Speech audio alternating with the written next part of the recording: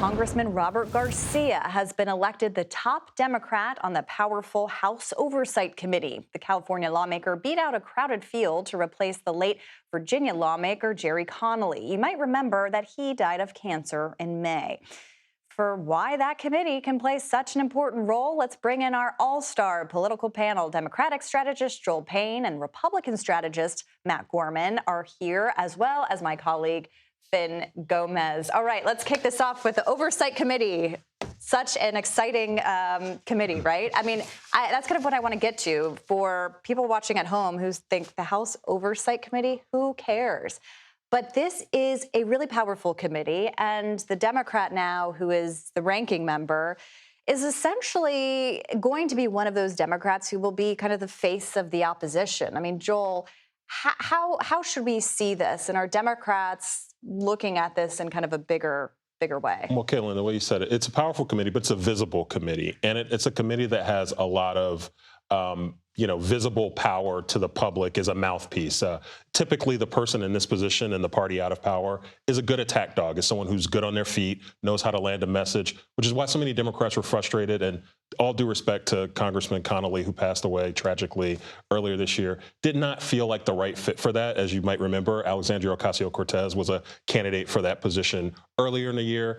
I think a lot of Democrats feel relieved that the party has kind of turned the page to a different generation with Congressman Garcia. And I think it might say something about some lessons learned from that first vote earlier this year. Yeah, I mean, the Democrats are certainly trying to find some kind of voice at this point. Matt, I mean, are you looking at this? Does this matter? I'm not quaking in my boots one bit. Okay. As with all things in the House, it's powerful only if you're in the majority. It is visible, I'll give you that. Yeah. But you can stand up and make a lot of speeches, as a lot of people in Congress do, but you can't really do anything worth doing. That being said, if Congress changes hands next year, certainly Garcia will have a very visible role.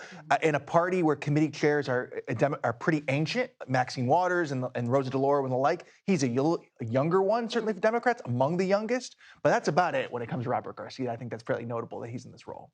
Well, it's interesting. Yeah, Finn, what are you? I would also say, like, I know Congressman Garcia pretty well, and I just do think he is closer to the base, the loud part of the base that we've been hearing mostly from the Democratic Party. And I do think that he's also been someone who has proven himself to be a rising star, I think, within the party. And I think now it is a rebuke of the seniority system. And I think that this could really, like just like Matt said, if this does change hands, he's going to be in a position that will get a lot of attention. And he told reporters recently that his plan is to hold Donald Trump accountable. I talked to someone close to Garcia just a little while ago who said that that's exactly what his blueprint will be, and to expect that. Okay, we'll keep an eye on that. Meanwhile, President Trump has been on a little bit of a social media roll today. He obviously is dealing with the Middle East. He's dealing with Russia and Ukraine. He's at NATO right now.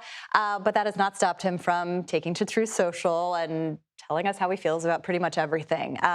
Today, in one of the posts, he kind of sounded off on the usual Democratic suspects: Chuck Schumer, Jasmine Crockett, Ilhan Omar, AOC, and others.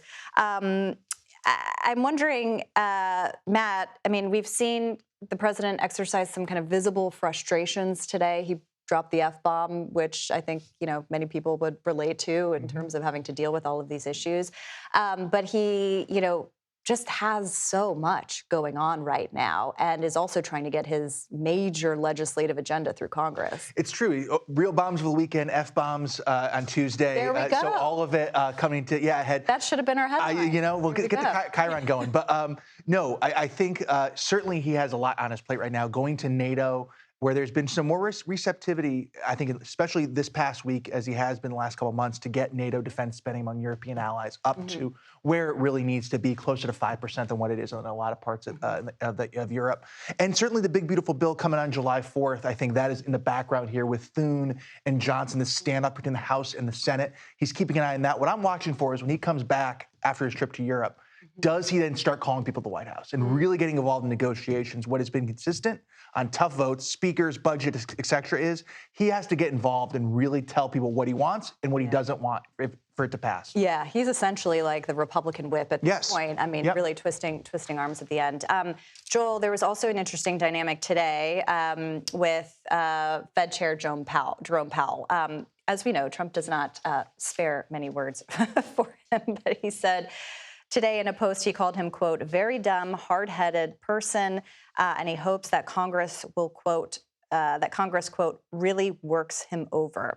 I want to play a little bit about how Powell responded to this because he was testifying on Capitol Hill today. I know that some people worry that the president's bullying will impact your decision-making. Anything you want to add and give you a chance to reiterate your independence to the American people? Yeah, I would just say we're focused on one thing, and that is we want to deliver a good economy for the benefit of the American people. That's it. And anything else is kind of a distraction. So that is exactly how I would expect Jerome Powell to respond, and he's been kind of in this rodeo before. But this does speak to the way in which perhaps the economy may not be improving as fast as the president had wanted. But I'm curious what you make of that exchange. Well, it's not improving as fast as he wanted because he's made some serious missteps related to the economy. He's thrust us into this tariff war that doesn't have an exit ramp. He does not seem to care about the knock-on effects of what maybe elevating tensions in the Middle East might be for people's pocketbooks at home. So he's really got no one to blame but himself. I'm sure Jay Powell has spent his entire career hoping that the president of the United States insults him on his, social media platform. I'm sure that's what Jay Powell has done. And one thing that Donald Trump forgot to say is that he also nominated that guy who he thinks is a numbskull as well. Yeah, so that's an important point, and we've seen that pattern before. And I think Republicans might argue that passing this big, beautiful bill might help some of these economic votes. We'll see. We'll see. Stay tuned. Thank you both for joining me. Fin, stick around because you're coming up to talk about New York politics later.